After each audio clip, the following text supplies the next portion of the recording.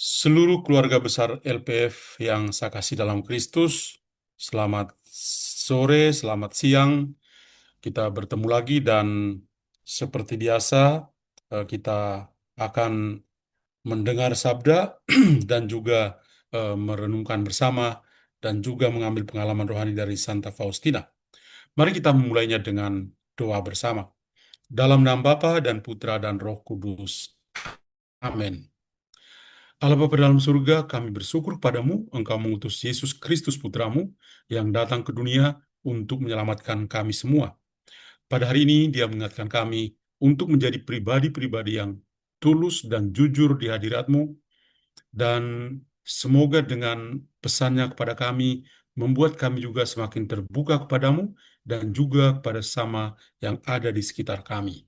Terima kasih Tuhan, namamu kami puji, kini dan sepanjang masa. Amin. Dalam nama Bapa dan Putra dan Roh Kudus. Amin. Baik seluruh keluarga besar LPF yang saya kasih dalam Kristus. Seperti biasa saya memberi renungan pada sore atau siang hari. Saya menyiapkan bahannya, sekarang saya akan menampilkannya di sini. Dan tema permenungan kita pada siang hari ini adalah kemunafikan. Mungkin semua kaget, kok kemunafikan? Mari kita memandang gambar ini. Wah, gambar ini benar-benar membuat kita kaget, ya. Ada dua orang saling berjabatan tangan, tapi masing-masing punya topeng, dan masing-masing mereka di belakangnya itu memegang pisau yang tajam. Kapan saja bisa menghantam saja lawan. Ya, Eh, ada kemunafikan. Dan kenapa Pastor eh, menggunakan tema ini sebagai permenungan kita pada siang hari ini? Karena pas pada hari ini juga Tuhan Yesus memberi nasihat kepada kita bagaimana mengejawanta sabda bahagia yang disampaikan di Bukit Sabda Bahagia itu dengan hidup sebagai pribadi yang tulus dan jujur yang memiliki hati yang tembus pandang untuk melihat Tuhan. Tapi kita juga tidak bisa lepas dari kebiasaan yang sadar atau tidak sadar kita lakukan, yaitu menjadi pribadi yang munafik. Mari kita coba untuk memahaminya. Kata kemunafikan itu, kata dasarnya adalah munafik. Artinya suatu sikap berpura-pura percaya atau pura-pura setia dan sebagainya. Entah dalam hidup beriman, beragama, atau sebagai eh, manusia, sebagai makhluk sosial. Ya. Tetapi sebenarnya dalam hati orang tersebut itu tidak sebenarnya. Itu hanya kepura-puraan saja, ya, sesuatu yang memang tidak sesuai dengan perbuatan, atau mungkin yang kita selalu sebut orang itu bermuka dua. Itu kita selalu mengatakan pada orang, orang itu munafik, orang itu bermuka dua, orang itu omongnya A ternyata B, pling-plang, dan lain sebagainya. Munafik itu biasanya disebut juga hipokrit. Kata hipokrit sendiri itu berasal dari bahasa Yunani, hipokrisis. Artinya bahwa orang itu bisa menjadi pribadi yang cemburu atau pencemburu, berpura-pura, atau juga orang itu pengecut atau penakut. Itu arti kata dari hipokrisis, atau yang kita sebut dengan hipokrit atau munafik dalam bahasa Indonesia. Nah, orang-orang munafik secara psikologis, ya, adalah sosok orang yang sedang sakit, ya. Hanya kadang-kadang kan orang tidak menyadari bahwa dia sedang sakit. Ciri khasnya adalah orang itu mendustai dirinya sendiri dengan menggunakan kedok dan memperdaya orang lain dengan tujuan agar orang lain itu bisa menerima dan juga menghargainya. Jadi, kepura-puraan itu bisa terjadi. Di depannya begitu manis, bermulut manis, ya, tapi sebetulnya aslinya bukan seperti itu. Dan itu seringkali terjadi Kita bisa mengalaminya sendiri atau kita bisa menyaksikan sendiri ketika bersosialisasi dengan orang-orang di sekitar kita.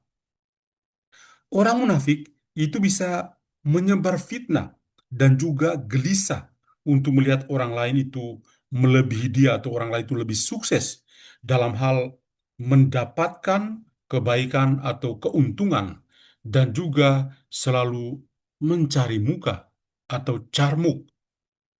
Nah, eh, mari kita melihat apa yang Tuhan Yesus ingin sampaikan tentang suatu kebiasaan kemunafikan dalam diri manusia.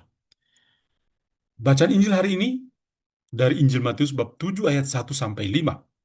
Dan kita masih dalam konteks seperti yang saya katakan bahwa konteksnya adalah bahwa Tuhan Yesus masih berkhotbah di atas bukit Sabda Bahagia kepada para muridnya dan banyak orang yang datang untuk mendengarnya.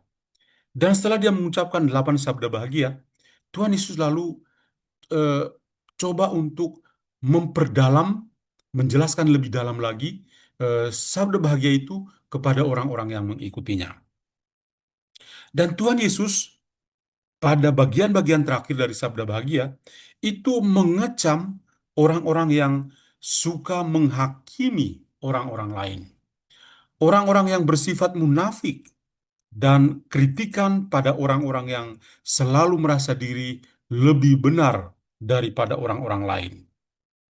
Itu yang ekspresi umum yang paling kurang kita dengar dalam perikop Injil pada hari ini, Matius bab 7 ayat 1 sampai 5. Nah, setiap pribadi itu mestinya merefleksikan dirinya sendiri dengan teliti dan mendalam, juga berusaha untuk menerima dirinya apa adanya dan juga menerima sesama yang lain apa adanya. Nah, kadang-kadang itu menjadi tantangan tersendiri ketika setiap pribadi itu tidak menerima dirinya, ya, tapi dia juga tidak mau menerima orang lain. Sudah diri sendiri tidak menerima, apalagi orang lain. Ya, itu kadang-kadang menjadi tantangan tersendiri. Ya, jadi orang itu harus punya kemampuan untuk menerima diri apa adanya, bukan ada apanya, dan menerima orang lain apa adanya, bukan ada apanya. Nah, Tuhan Yesus lalu mengingatkan kita semua yang terbiasa untuk menghakimi sesama, yang selalu omong-omong tentang orang lain, atau juga yang dengan tema hari ini, orang-orang yang cenderung menjadi pribadi yang munafik untuk selalu merasa diri, atau mereka yang selalu merasa diri lebih baik, lebih benar, atau lebih kudus. Tapi Tuhan mengoreksi kita untuk memiliki mindset atau pola pikir yang baru dengan kehidupan kita dan sesama yang ada di sekitar kita. Nah, mari kita perhatikan gambar ini.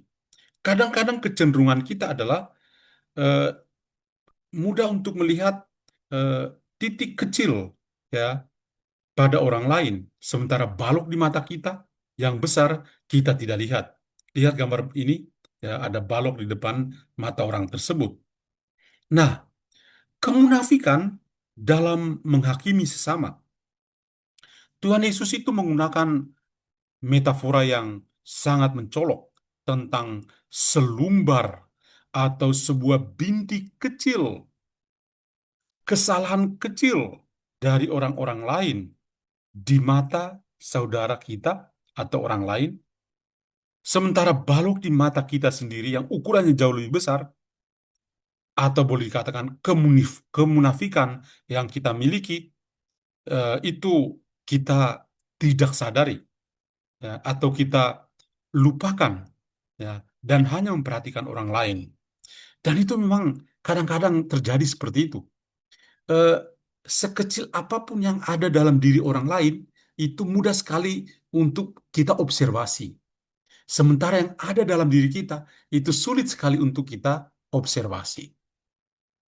Mudah sekali kita berpendapat tentang orang lain, tapi sulit sekali untuk berpendapat tentang diri kita sendiri, bagaimana mengoreksi diri kita, dan lain sebagainya. Maka di sini, perkataan Tuhan Yesus, ya, itu coba untuk melihat, membantu kita untuk melihat bahwa ternyata kemunafikan dalam menghakimi sesama itu ada. Dan kadang-kadang kita lakukan itu dengan sadar atau tidak sadar. Intinya adalah bahwa berfokus pada dosa-dosa kecil orang lain itu jauh lebih mudah daripada dosa-dosa besar yang ada pada diri kita sendiri. Kalau ada orang menggunakan baju yang putih, titik hitam kecil itu kita akan mengatakan, aduh kasihan ya, bajunya kotor. Padahal baju berwarna putih itu jauh lebih besar.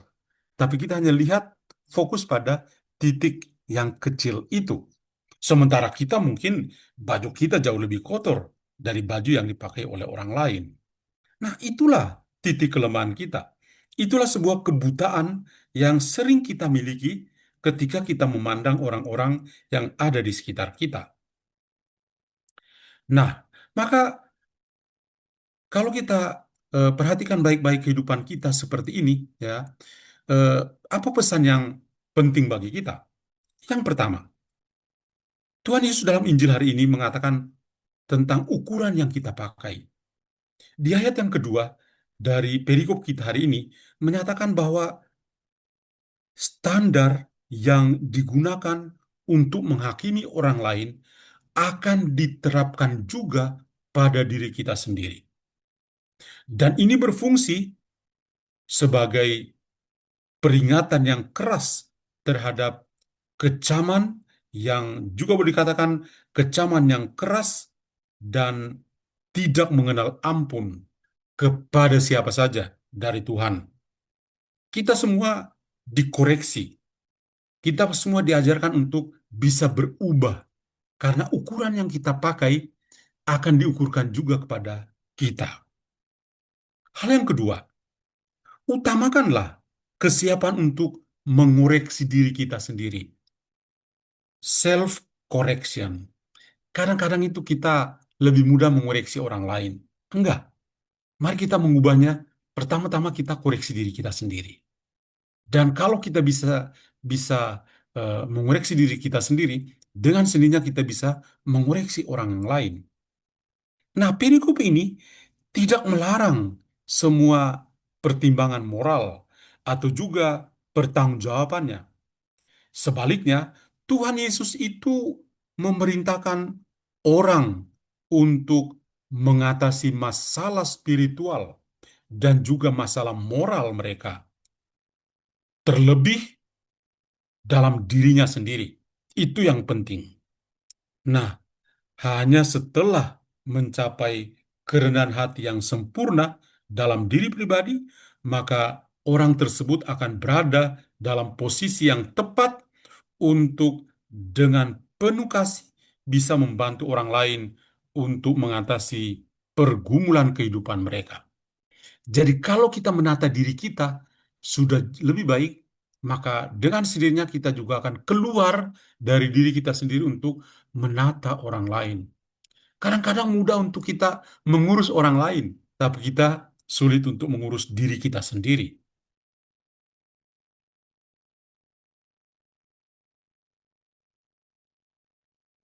Nah, eh, lalu menjadi pertanyaan bagi kita. Setelah kita mendengarkan perikop Injil yang menyentuh kehidupan kita, lalu bagaimana dengan pengalaman rohani dari Santa Faustina? Nah, dalam buku harian Santa Faustina, ya, eh, kata munafik atau hipokrit dan konsep kemunafikan secara langsung itu dirujuk dalam beberapa catatan yang luar biasa. Santa Faustina itu membahas rasa sakit karena dituduh munafik secara salah.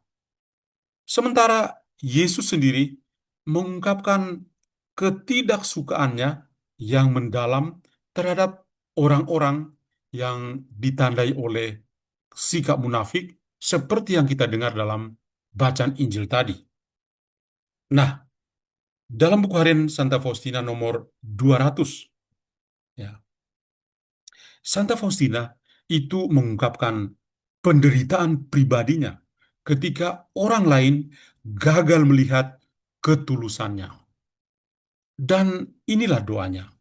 Oh Yesus, betapa dalam jiwa terluka ketika ia selalu berusaha bersikap tulus, tetapi ada yang menuduhnya bersikap munafik dan tidak mau mempercayainya.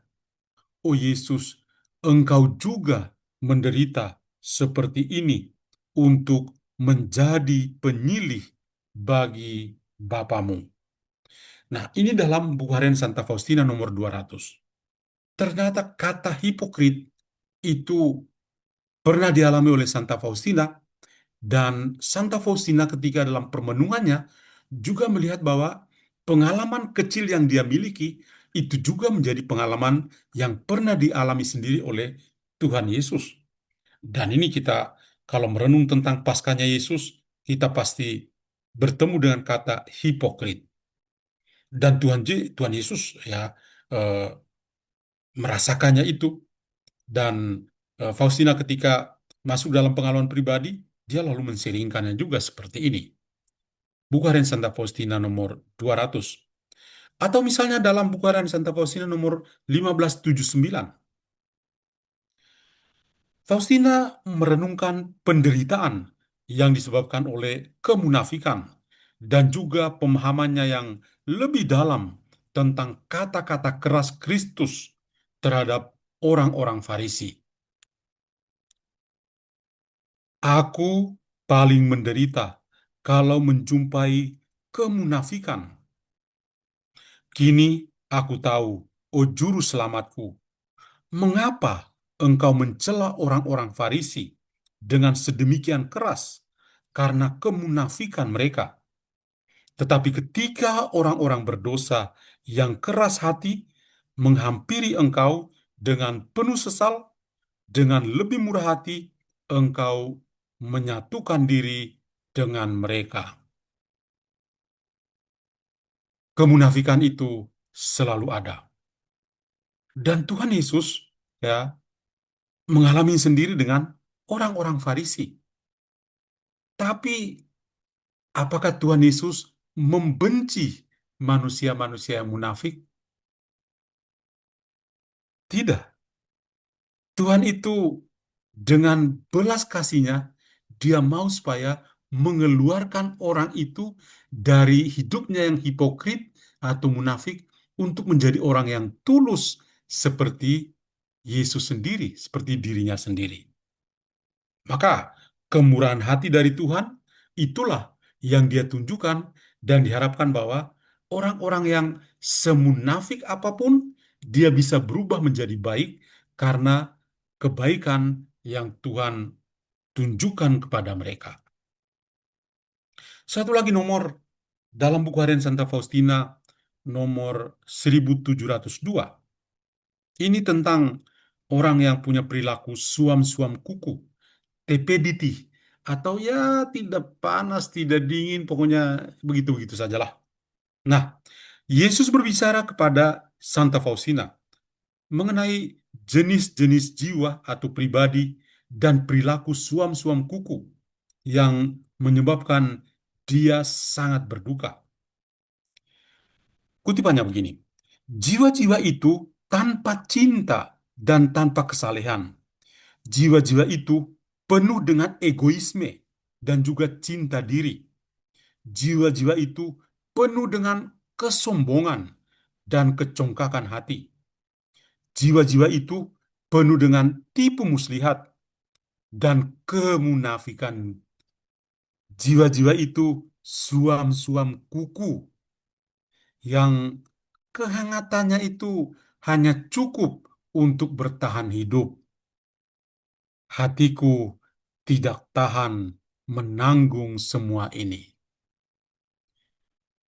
Iya, tidak hanya pribadi yang hipokrit atau pribadi yang munafik, tapi pribadi yang suam-suam kuku, ya, mereka yang tidak panas, tidak dingin, ini juga kadang-kadang itu terjadi dalam dalam kehidupan bersama. Dalam LPF misalnya, ketika ada seorang yang diminta untuk tugas memimpin doa bersama misalnya, kadang-kadang menunjukkan sikap suam-suam kuku. Ya iya, tapi nanti dalam pelaksanaan berdoanya tanpa semangat. Suam-suam kuku itu seperti itu, ya. Nah, maka refleksi bagi kita pada hari ini seperti gini. Yang pertama, kita itu perlu jujur bahwa kita pernah masuk ke dalam dunia kemunafikan yang hanya bisa memuaskan kita sejenak saja. Pada saat kita bersikap munafik, kita merasa sangat puas. Kita merasa seperti sangat superior dibandingkan dengan orang lain, atau kita bisa menguasai orang lain. Perkataan kita itu bertolak belakang dengan perbuatan-perbuatan yang kita lakukan. Mungkin kita mau supaya mencari kenyamanan saja. Berapa kali kita itu melanggar janji? Kita sudah iya, tapi kemudian tidak. Berapa kali kita itu berbohong, bermuka dua, tidak konsisten, dan juga mengejar jempol alias mengejar pujian. Ini adalah deretan definisi dari kemunafikan yang selalu terjadi. Dan itulah yang dikecam oleh Yesus. Tuhan Yesus akan menaruh belas kasih kepada orang-orang munafik yang mau berubah menjadi pribadi yang jauh lebih baik. Tuhan Yesus lihat pada gambar ini, dengan tangan terbuka akan menerima siapa saja yang bisa keluar dari dunia kemunafikannya untuk bisa menjadi orang yang dekat dengan Dia, orang yang siap untuk memberi dirinya bagi orang lain. Yang kedua adalah kita harus bertransformasi dari kemunafikan kita. Kalau tidak, kita kehilangan kepercayaan, kita kehilangan reputasi pribadi, konflik, tidak merasa nyaman dalam hidup bermasyarakat atau dalam hidup kategorial, dalam hidup bersama dalam komunitas LPF misalnya. Ya. Jadi ya kita bisa melihat kalau kita tidak berubah, tidak bertransformasi, kita masih dalam dunia kita yang ya eh, di sini kadang-kadang dengan tindakan kita, kita bisa kehilangan kepercayaan. Keluarga besar LPF, kepercayaan itu sangat mahal. Kalau kita kehilangan kepercayaan, sulit sekali, sangat mahal untuk kita menata kembali kepercayaan itu. Sangat mahal. Reputasi atau nama baik pribadi kita. Kalau kita tidak menjaga reputasi atau nama baik kita, dan nama baik kita itu hilang, atau salah seorang di antara kita di LPF ini melakukan suatu skandal, nama LPF dengan sendirinya akan hancur. Maka reputasi LPF ini menjadi taruhan besar bagi setiap orang di dalam komunitas yang eh, sangat bagus mendoakan, mendampingi begitu banyak orang. Maka kita punya misi yang besar, menjaga reputasi dari LPF sendiri. Lalu, kalau misalnya ada konflik tertentu, konflik itu tidak harus memisahkan setiap pribadi. Konflik itu harus membuka pintu persekutuan. Harus membuka pintu persekutuan. Orang tidak hanya bisa berhenti pada konflik. Dalam komunitas seperti LPF, kalau ada seorang yang bertugas untuk berdoa atau memimpin ini atau ini, ya kadang-kadang ada konflik tertentu. Apa kita harus berhenti pada konflik itu? Tidak. Kita harus memperjuangkan itu apa? Persekutuan di antara kita untuk mendoakan orang-orang yang lain. Itu yang paling besar dan paling indah.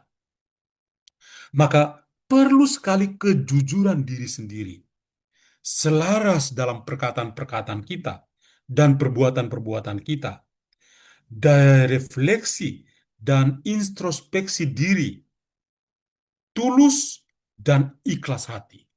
Ini kata-kata yang memang sederhana yang selalu kita jumpai, tapi kalau kita tidak memperhatikannya, mungkin kita akan ketinggalan. Maka menjadi pertanyaan, apakah kita bisa melakukan semuanya ini untuk keluar dari dunia kemunafikan? Maka kita lihat dari renungan kita pada hari ini, memang membuat kita merenung bahwa dalam perjalanan bersama kita di LPF, tema hari ini memang sangat aktual dari Tuhan untuk kita. kita melihatnya sebagai suatu koreksi yang sangat besar supaya semakin memupuk persekutuan kita dan membuat kita sebagai keluarga besar LPF bisa bersaksi kepada banyak orang. Tuhan menghendaki bukan kelemahan-kelemahan kita yang paling menonjol, tapi bahwa dari kelemahan-kelemahan itu Tuhan memberikan kekuatan pada kita untuk menjadi baru. Tuhan memberkati kita semua. Mari kita berdoa dalam nama Bapa dan Putra dan Roh Kudus. Amin. Allah Bapa dalam surga, syukur kepadamu. Engkau sungguh baik hati. Hari ini Engkau melalui sabdamu sebagai pelita bagi langkah kaki kami. Bantulah kami masing-masing, supaya dalam perjalanan hidup kami boleh berubah, kami boleh menjadi baru untuk terbuka mata dan memperhatikan diri kami sendiri dan orang-orang yang ada di sekitar kami untuk maju bersama menuju kepadamu, karena Engkau sendiri yang lebih dahulu mencintai kami, lebih dahulu membaharui kami dengan darah-Mu yang mulia. Terima kasih Tuhan, namun kami puji kini dan sepanjang masa. Amin. Tuhan bersamamu dan bersama rohmu. Semoga Allah yang Maha Kuasa memberkati kita semua, Bapa dan Putra dan Roh Kudus. Amin. Tuhan berkati kita, Santa Faustina mendoakan.